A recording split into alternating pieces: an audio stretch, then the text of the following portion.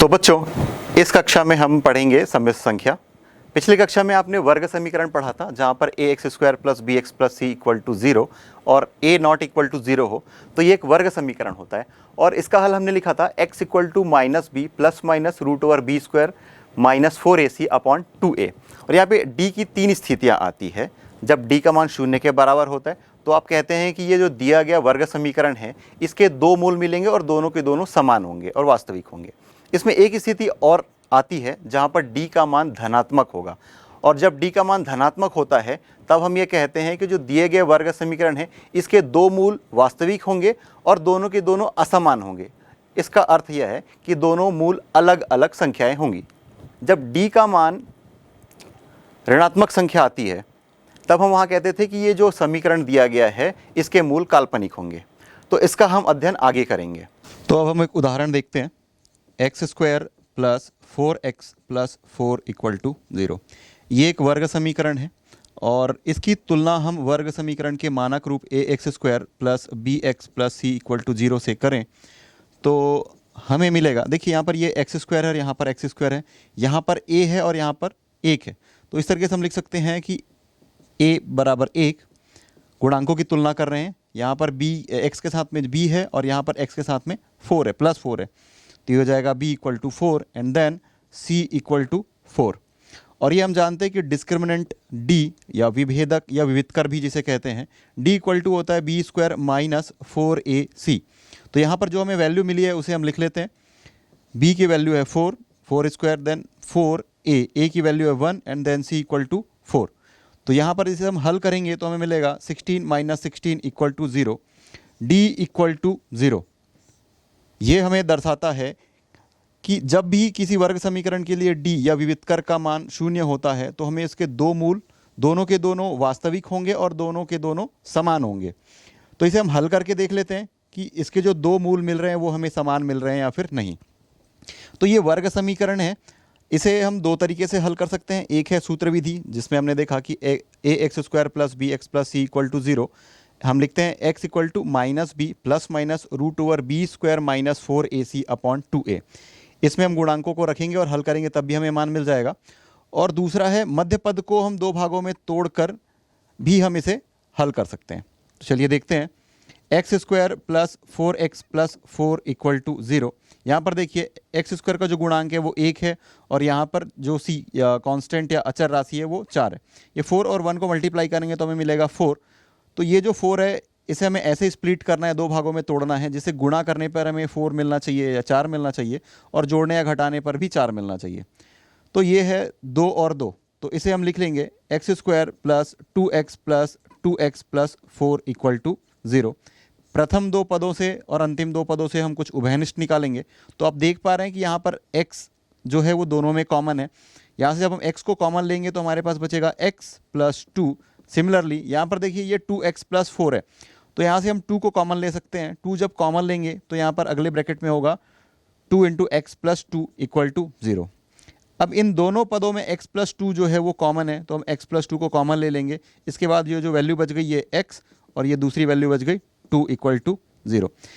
आप इसे दूसरे तरीके से भी देख सकते हैं कि ये एक स्टैंडर्ड फॉर्म है a प्लस बी का होल स्क्वायर। जब इसे सॉल्व करेंगे तो हमें मिलता है a square plus B square plus 2ab, ये स्टैंडर्ड फॉर्म में है।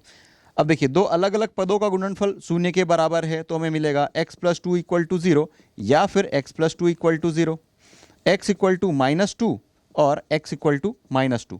तो यहाँ से आप देख पा रहे हैं कि ये हमें जो वर्ग समीकरण मिला था X square plus 4x plus equal to 0 और इसके लिए हमें d का मान 0 मिला था। तो हमने कहा था कि ऐसे समीकरण जिसके लिए d का मान 0 मिलता है उसके दो समान मूल मिलते हैं जो कि वास्तविक होते हैं। तो यहाँ पर x का मान ऋण 2 और x का मान ऋण 2 है। तो इस तरीके से ये प्रूफ होता है। चलिए दूसरा प्रश्न देखते हैं। X square plus 5x plus 6 equal to 0, यहाँ पर भी हम इसकी तुलना वर्ग समीकरण के मानक रूप से करेंगे तो हमें मिलेगा a equal to 1, b equal to 5 और c इक्वल टू 6। कैसे तुलना करते हैं थोड़ी देर पहले हमने देखा था। अब इसके लिए हम d का मान निकालते हैं, that is b square minus 4ac। b का जो मान है ये 5 है और a और c, a का मान 1 है और c का मान है 6 या फिर 6। इसे जब हल करेंगे तो मिलेगा 25 ऋण 24 इक्वल टू 1। इस तरीके से d का मान जो है ये एक धनात्मक राशि है, शून्य के बराबर नहीं है, धनात्मक राशि है। तो इस स्थिति में हमें जो वर्ग समीकरण के मूल या हल मिलते हैं वो दो असमान किंतु वास्तविक मूल मिलते हैं। तो इस वर्ग समीकरण को हम हल करके देखते हैं। X square plus 5x plus 6, तो मध्य पद को हम 3 और 2 ऐसे भागों में स्प्लिट कर लेते हैं। तो ये हमें मिलेगा X square plus 3x plus 2x plus 6 equal to 0। इन दोनों पदों को हम आगे पीछे लिख सकते हैं, इसमें कोई दुविधा नहीं हो सकती है। लेकिन जब हम दोनों पदों में उभयनिष्ठ निकालेंगे और दोनों संख्याएं या दोनों पद अगर समान मिल रहे हैं तो हम कह सकते हैं कि हमने जो बीच के पदों को दो भागों में तोड़ा है वो सही है। तो देखिए, ये प्रथम दो पद और अंतिम दो पद, इन दोनों पदों से हम x को कॉमन ले सकते हैं, तो हमें मिलेगा x प्लस 3। सिमिलरली यहाँ पर देखिए 2x प्लस 6 है, यहाँ से हम 2 को कॉमन ले सकते हैं, तो 2x प्लस 3। देखिए यहाँ पर x प्लस 3 और यहाँ पर x प्लस 3 दोनों समान आए हैं। तो इस तरीके से हम ये कह सकते हैं कि हमने यहाँ पर जो 5x को या 5x को हमने दो पार्ट में स्प्लिट किया था ये हमने सही किया है। अब x प्लस 3 जो दोनों में कॉमन है इसे हम कॉमन ले लेते हैं। हमारे पास अगली वैल्यू बचेगी ये x और ये 2, x प्लस 2।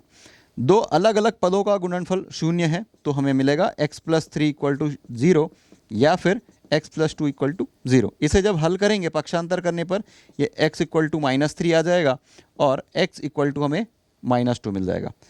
तो ये देखिए, इसे हल करने के पहले हमने विविधकर विधि से या फिर डिस्क्रिमिनेंट से हमने बताया था कि इस वर्ग समीकरण को हल करने पर हमें जो x के मान मिलेंगे दोनों वास्तविक संख्याएं होंगी, परंतु दोनों भिन्न भिन्न होंगी। अगला वर्ग समीकरण है X square plus 1 equal to 0। इसकी तुलना हम फिर से वर्ग समीकरण के मानक रूप से जब करें तो हमें मिलेगा a इक्वल टू 1 और b इक्वल टू 0। देखिए यहाँ पर x का गुणांक b है लेकिन यहाँ पर x वाला पद नहीं है, इस वजह से हम b इक्वल टू 0 लिखेंगे।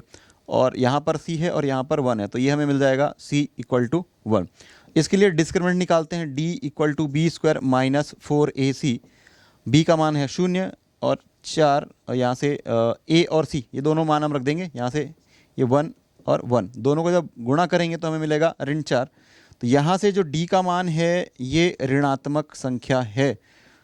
तो पिछली कक्षा में हमने देखा था कि जब भी d का मान ऋणात्मक आता था तो हम कहते थे कि समीकरण के जो मूल है वो काल्पनिक है या फिर अवास्तविक है। तो ये जो सम्मिश्र संख्या का कंसेप्ट या अवधारणा है वो यहीं से शुरुआत होती है। तो X square plus 1 equal to 0, एक आइलर नाम के फ्रेंच मैथमेटिशियन हुए थे जिन्होंने इसको सॉल्व किया था। उन्होंने ये लिखा कि एक्स स्क्वायर इक्वल टू -1, ये जो +1 है इसको उन्होंने पक्षांतर कर दिया, हमें मिला -1।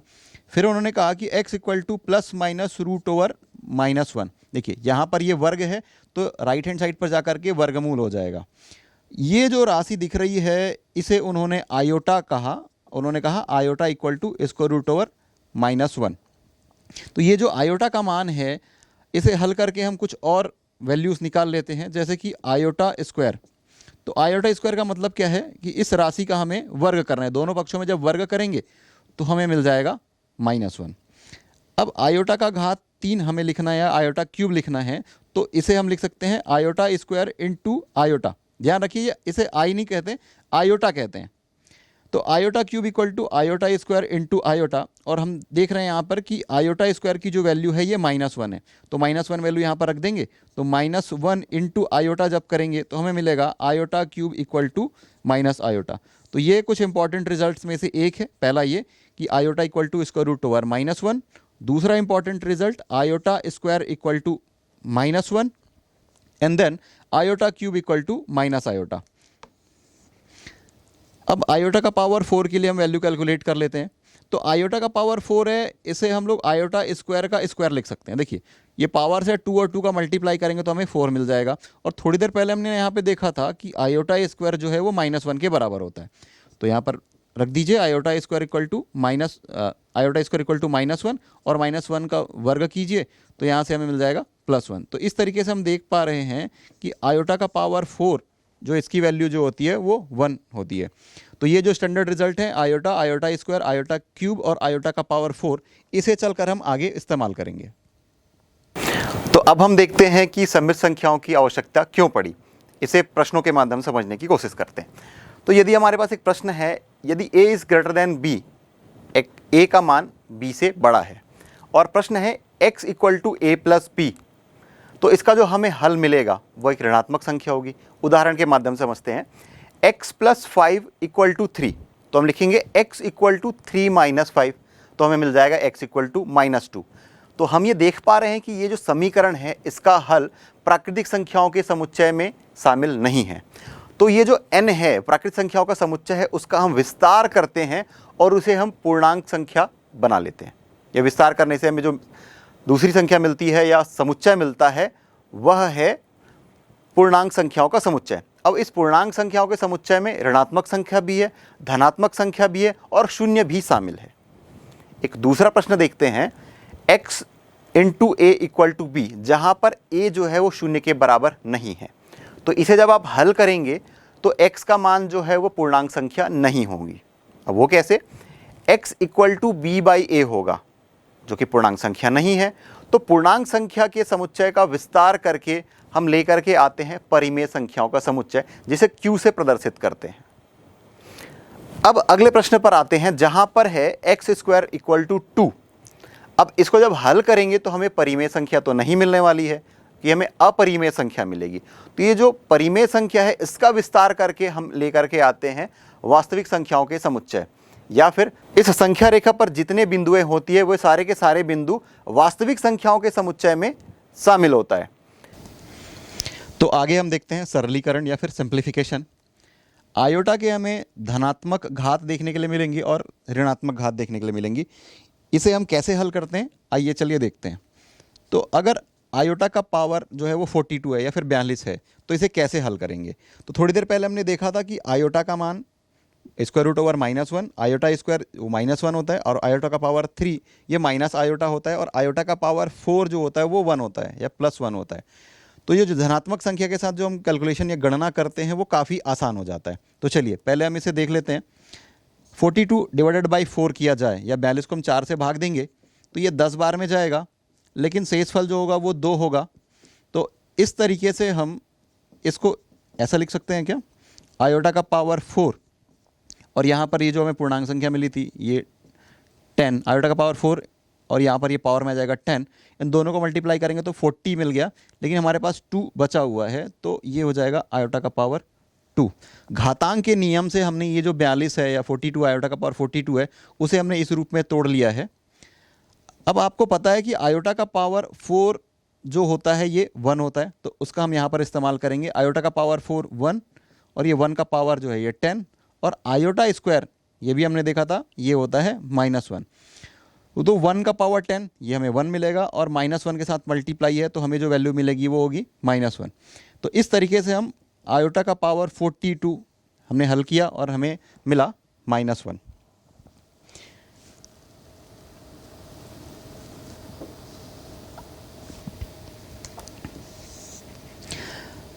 अगला प्रश्न है आयोटा का पावर 27। तो फिर से हमें कैलकुलेशन या गणना करने के लिए आसानी हो इसलिए हम इसे यहाँ पर ये हमने जो लिखा ये काइंड ऑफ रफ है, आपको एज इट इज़ ऐसे नहीं लिखना है अपने सॉल्यूशन में। फिर से हम सॉल्व करके देख लेते हैं। 27 को जब 4 से डिवाइड करेंगे तो ये हमें मिलेगा 6 और 3 रिमाइंडर आएगा या फिर शेषफल आएगा।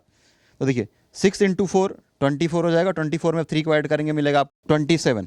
तो इस तरीके से इसको हम यूज़ करते हैं। आयोटा का पावर 27 है, इसे लिखा जा सकता है आयोटा का पावर 4 ये वाली संख्या, उसके बाद ये वाली संख्या मल्टीप्लाई में आ जाएगी पावर में, एंड देन आयोटा का पावर 3 ये वाला 3 यहाँ पर।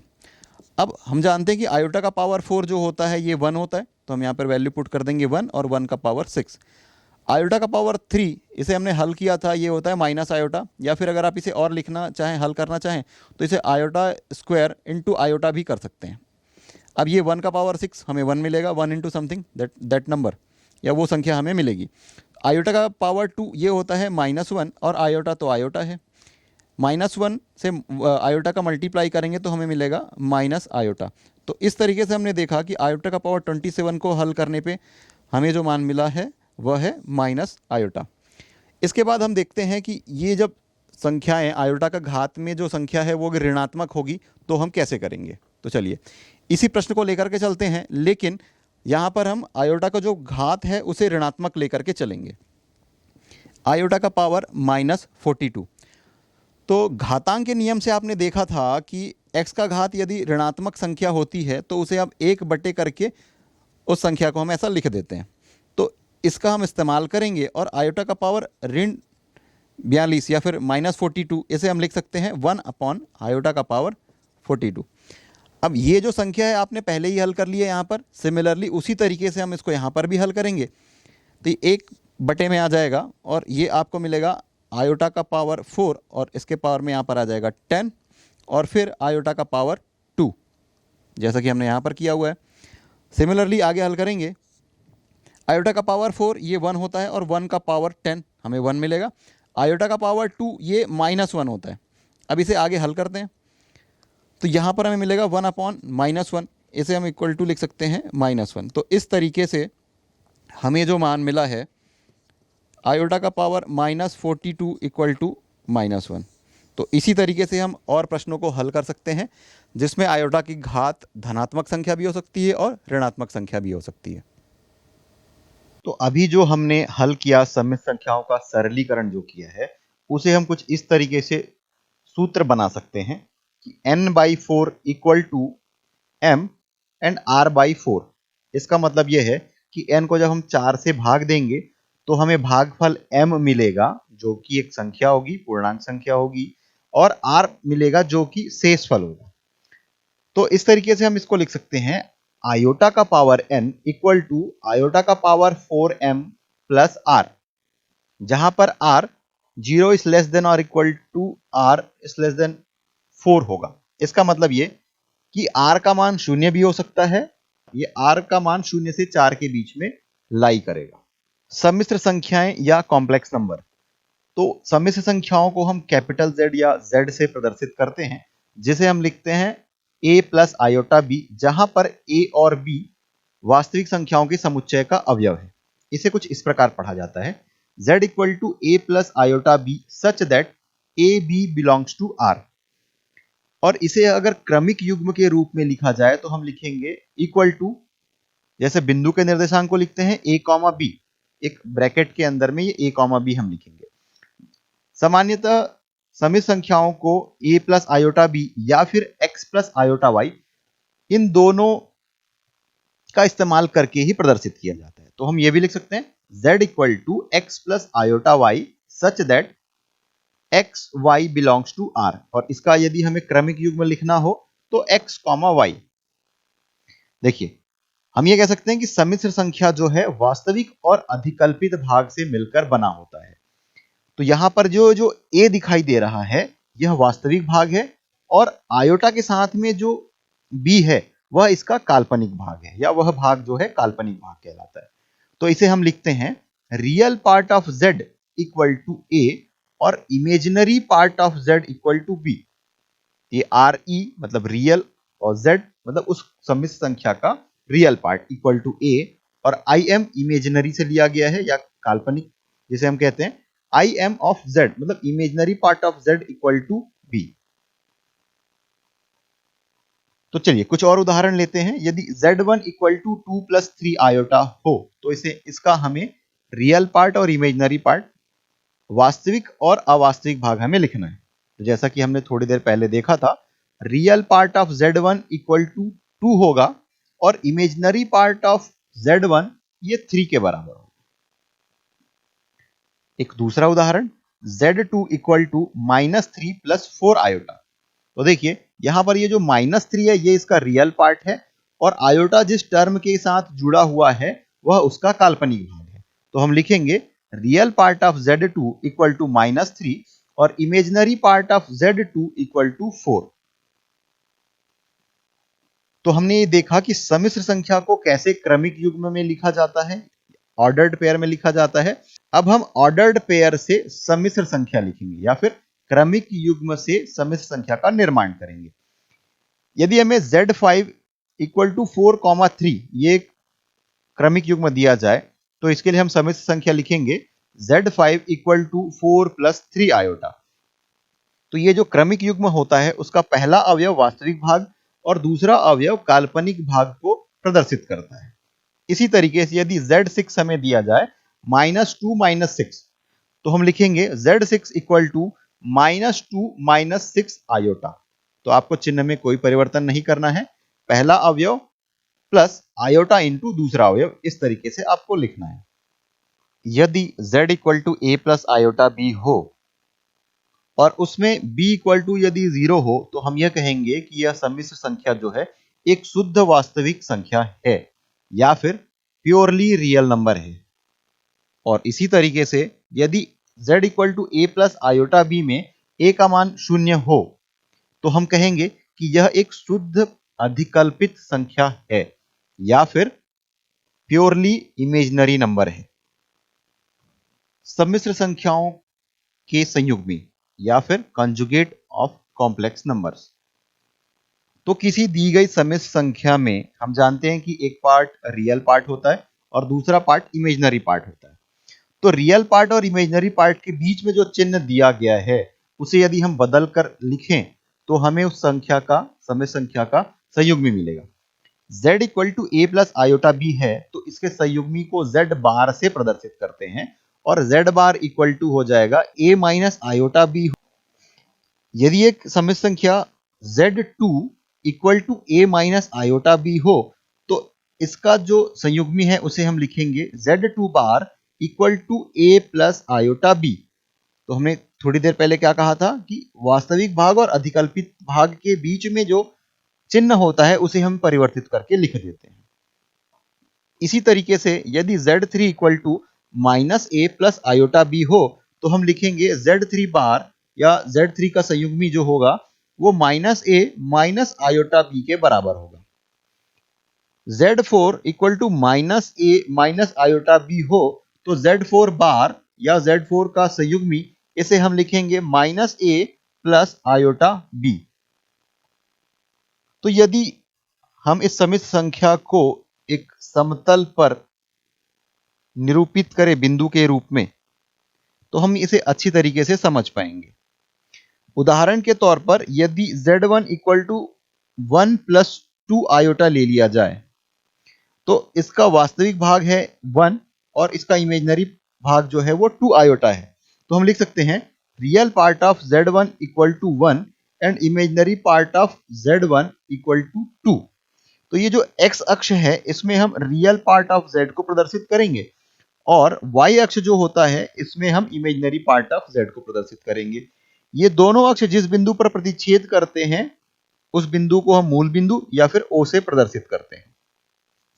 तो चलिए, रियल पार्ट जो है वो 1 है, जैसे आप संख्या रेखा बनाते हैं 1 2 3, उसी तरीके से हम इसमें भी उन बिंदुओं को प्रदर्शित कर लेंगे।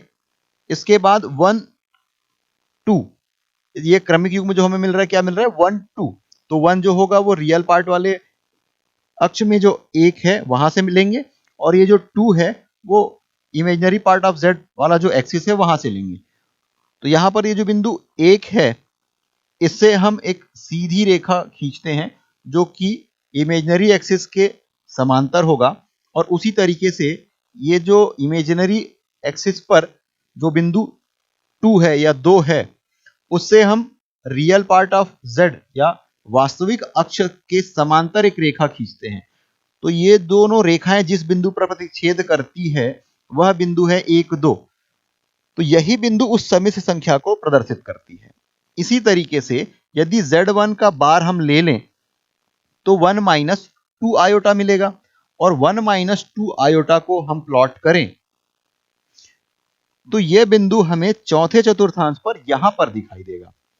और अगर आप ध्यान से देखें तो ये जो वास्तविक अक्ष है वह एक दर्पण की भांति या मिरर की भांति व्यवहार कर रहा है, क्योंकि ये जो 1 2 है वहां से यदि हम लंब खींचे इस वास्तविक अक्ष पर और यहां पर ये जो 1 माइनस 2 है यहां से भी हम एक लंब खींचे वास्तविक अक्ष पर, तो ये जो दोनों लंबाइयां हैं ये भी बराबर होगी। उसी तरीके से O को हम 1 2 से मिला देते हैं और O को हम 1 माइनस 2 से मिला देते हैं, तो ये दोनों लंबाइयां भी आपस में बराबर है। तो इस तरीके से हम कह सकते हैं कि किसी सम्मिश्र संख्या का संयुग्मी वास्तविक अक्ष के परितः उसका एक प्रतिबिंब है। अब हम देखते हैं संयुग्मी सम्मिश्र संख्याओं के गुणधर्म। तो इसमें पहला गुणधर्म आता है, किसी सम्मिश्र संख्या की संयुग्मी का संयुग्मी वही सम्मिश्र संख्या होती है। अर्थात z बार का बार अगर हम लगा दे तो हमें वही सम्मिश्र संख्या मिलेगी जो कि होगी z।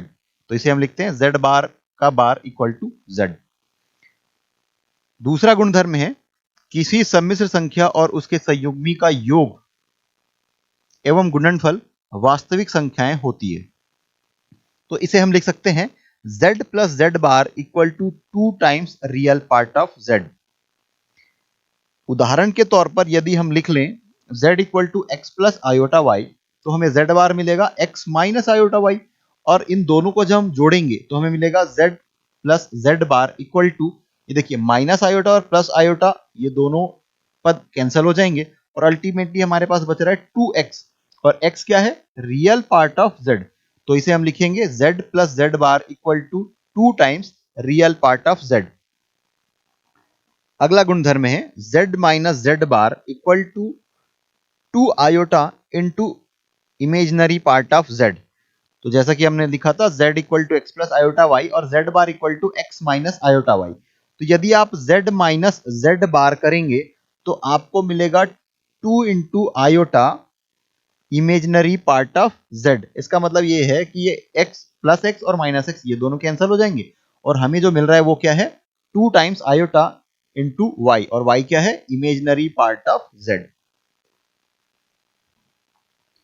दो सम्मिश्र संख्याओं के योग या अंतर का संयुग्मी उन संख्याओं के संयुग्मी के योग या अंतर के बराबर होता है। अर्थात हम इसे कुछ इस तरीके से लिख सकते हैं, z1 प्लस z2 का bar equal to z1 bar plus z2 bar, तथा z1 माइनस z2 का बार इक्वल टू z1 का बार माइनस z2 बार। अगला गुणधर्म है, दो सम्मिश्र संख्याओं के गुणनफल का संयुग्मी उन्हीं संख्याओं के संयुग्मी के गुणनफल के बराबर होता है। तो हम लिखेंगे z1 इंटू z2 का bar equal to z1 bar into z2 bar. अगला गुणधर्म, दो सम्मिश्र संख्याओं का भागफल का संयुग्मी उन संख्याओं के संयुग्मी के भागफल के बराबर होता है। अर्थात z1 अपॉन z2 का bar equal to z1 bar upon z2 bar. अगला गुणधर्म है, यदि z और z बार इक्वल हो तो z जो होगा वो पूर्णतः या शुद्ध वास्तविक संख्या होगी, यह तभी संभव है। तो इसे हम लिखेंगे z equal to z bar implies and implied by z is purely real number। अर्थात z एक शुद्ध वास्तविक संख्या है। अगला गुणधर्म है, z plus z bar equal to 0 हो तो यह हमें देता है कि z जो है वो प्योरली इमेजनरी नंबर है, अर्थात शुद्ध काल्पनिक संख्या है। दो सम्मिश्र संख्याओं की समानता, यदि z1 और z2 दो समान सम्मिश्र संख्याएं हैं, यह केवल और केवल तभी संभव है जब real part of z1 equal to real part of z2 हो और imaginary part of z1 equal to imaginary part of z2 हो।